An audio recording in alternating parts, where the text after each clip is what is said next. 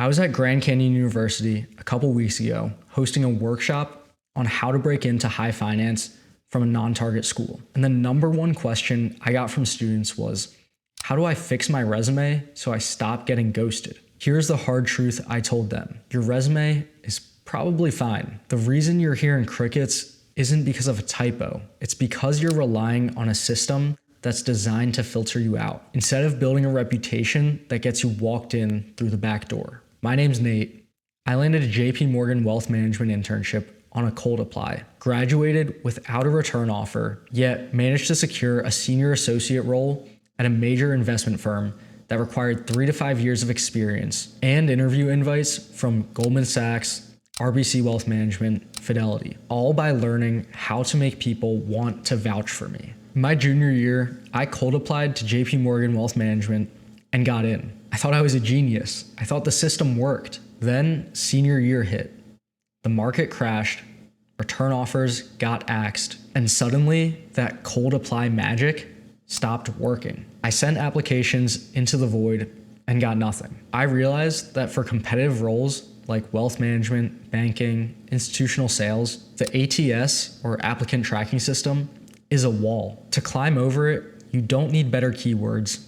You need a champion. Someone on the inside who pulls your resume from the maybe stack to the interview pile. But here is where everyone messes up. You think you can just ask for that favor.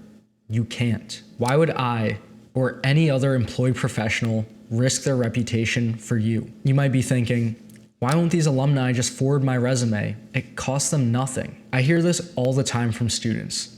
They'll say, we had a coffee chat, I think it went well. When I asked for a referral, they ghosted me. Think about it from their perspective. In finance, your reputation is your currency. If an associate refers you and you show up to the interview unprepared, awkward, and acting like a nervous wreck, the associate looks like an idiot. They lose social capital with their boss. Here's the hard truth. A referral isn't a gift. It's a vote of confidence, and confidence is earned, not asked for. If you treat a coffee chat like a casual hangout when you're trying to get a job, you are a liability. I never refer liabilities, and I don't see why any other employed person would either. So, how do you prove that you aren't a liability in just 30 minutes? I used a specific protocol with a Pitt alum at Goldman Sachs that got me an interview without me ever asking for it. Now you might be wondering, how do I impress them enough to get the referral? It might sound silly, but I wore a suit to a phone call. Let me explain. Senior year, I connected with a Pitt alum who worked at Goldman. It wasn't even a Zoom call, just a regular old phone call, but I woke up, showered, put on a full suit and tie, sat at my desk, straight posture with a smile. Why? Because when you look good, you feel good. You can hear a smile and confidence even through the phone. And in our conversation, I didn't ask him, what's the culture like? Or any generic fluff. I stalked his LinkedIn. I asked him about specific details, his career trajectory, and I pitched my story clearly. At the end of the call, I didn't ask for a referral. I didn't have to. He said, send me your resume. I'll make sure it gets to the hiring manager. A week later, interview invite shows up in my inbox. The tactic here is to stop chatting casually. Start auditing and being prepared. Show up to every networking call with the energy of someone who already works there. Now let's be real.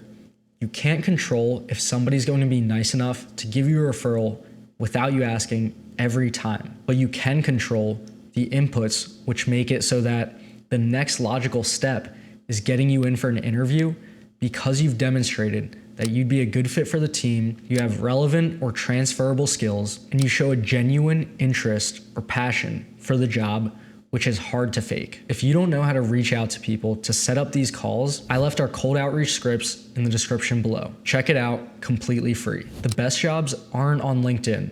You might be thinking, how do people even find these hidden roles? Remember my senior associate role that I mentioned at the start? The one that required 3 to 5 years of experience that I landed fresh out of college? I didn't find that on Indeed or LinkedIn. The faculty advisor of my investment club knew a student who interned at BNY the prior summer. That intern knew a manager who was hiring. Word got around that I was looking, and my name was passed directly to the hiring manager. She wasn't doing me a favor. She was solving a problem for her boss by recommending a good candidate. When you build a network of champions, you stop chasing jobs, and jobs start finding you. Final tactic here is that your goal in networking is not to ask for a job. It's to impress another person so much that when a job opens up 3 months from now, you're the first person they think of. So stop trusting the easy apply button. It's a lottery ticket. And start building a network of champions. Wear the suit, do the research. Be so good on the phone that they feel silly not referring you. If you want to know exactly what I said on that phone call to Goldman, or how I structure my answers to sound like a senior hire, you need to watch this video next on mastering the tell me about yourself question. And if you want me to personally audit your recruiting strategy, book a free call in the description below. Let's cook. We'll see you over there.